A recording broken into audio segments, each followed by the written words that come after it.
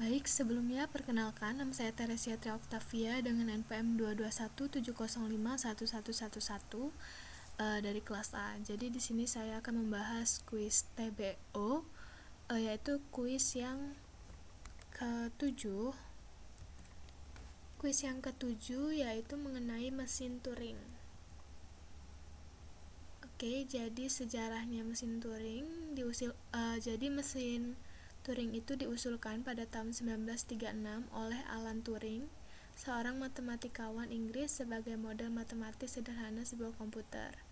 Meskipun sederhana, mesin Turing memiliki kemampuan untuk menggambarkan perilaku komputer general purpose. Nah, mesin Turing ini dapat digunakan untuk menghitung kelas fungsi bilangan bulat yang dikenal sebagai fungsi rekursif sebagian atau partial recursive function. Nah, model mesin Turing itu ada beberapa. Di sini sebuah mesin Turing terdiri dari komponen-komponen, di mana satu, pengendali berhingga atau finite control, kedua, pita masukan dengan sifat, yaitu panjangnya tidak berhingga, ujung kiri terbatas, dan ujung kanan tidak terbatas. Dapat dibaca maupun ditulis. Sel yang tidak berisi simbol masukan akan berisi simbol kosong atau sebutannya itu blank. Nah, pada keadaan awal, M-sel pertama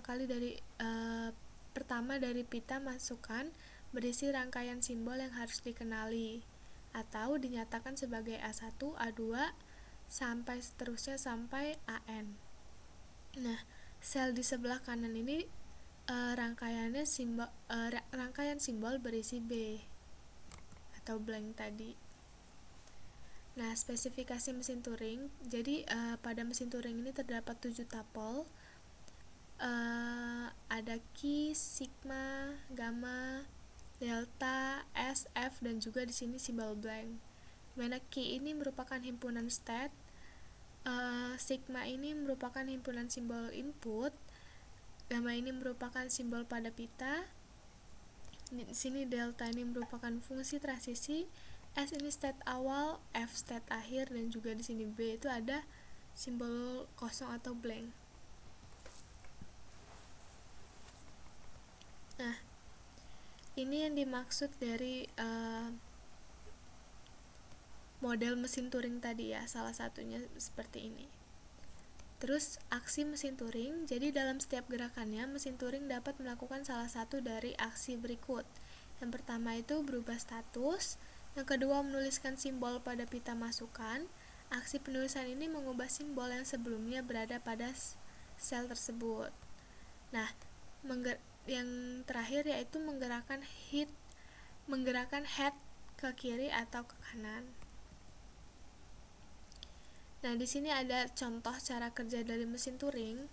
Jadi di sini ada contoh yang string masukannya itu 00, ini kurang ya, 000111. Nah, cara kerjanya itu gimana? Jadi ini merupakan cara kerja mesin Turing untuk mengenali language yang dinyatakan. Nah, kalau ada kayak gini, jadi kan di sini simbol paling ininya 0, harusnya kan 000111 kan string masukannya. Nah, ganti simbol 0 yang paling kiri ini dengan simbol X. Nih, tadinya kan ini 0. Nah, kita ganti jadi X. Terus selanjutnya gerakan head ke kanan hingga dijumpai simbol 1.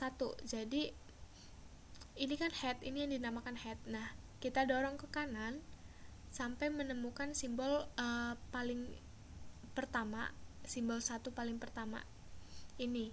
Nah, kalau misalnya udah ketemu itu kita ganti jadi Y. Terus kita sesudah udah diganti jadi Y, kita gerakin lagi nih headnya ke kiri sampai menjumpai si X yang udah kita ubah tadi. Nah, terus kita geser ke kanan lagi kita kita geser kanan lagi. Ini kita geser kanan lagi dan sampai ketemu angka 0 lagi. Nah, kalau misalnya ketemu angka 0 lagi, angka 0 paling kiri itu harus diubah ke X lagi. Begitupun seterusnya, kita ulangin dari langkah yang pertama tadi ya. Jadi kalau udah ketemu ini, kita dorong lagi headnya sampai ketemu angka 1 paling kiri. Nah, kalau udah kita ganti jadi Y. Kalau udah, kita geser lagi nih ke headnya ke kanan, terus geser lagi ke kiri sampai ketemu 0. Kalau udah, baru diganti nih 0 jadi X. Terus kita geser lagi headnya sampai ketemu angka 1. Nah, kalau udah ketemu, baru kita ganti jadi Y. Nah,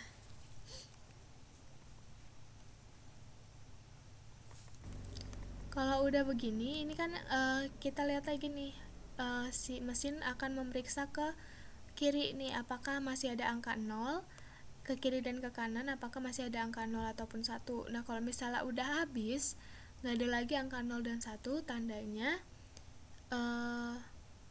string ini 000111 ini itu diterima atau dikenali oleh mesin Turing. Nah, perlu diingat, sebuah string akan diterima atau dikenali, maka mesin Turing itu akan berhenti. Jadi jika string ini diterima atau dikenali, maka kerja dari mesin Turing itu akan berhenti.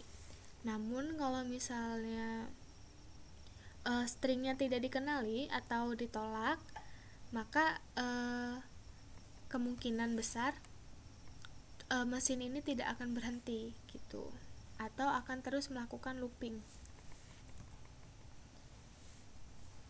Nah, ini kesimpulannya.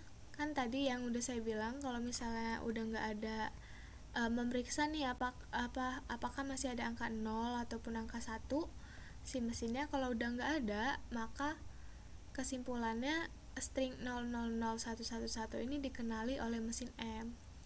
Nah, dari penjelasan di atas terlihat ada 4 modus kerja yang berbeda dari mesin Turing.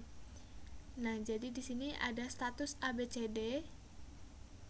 Aksinya itu ada jumpa 0, di mana jumpa 0 ini merupakan tandanya merupakan menemukan simbol 0.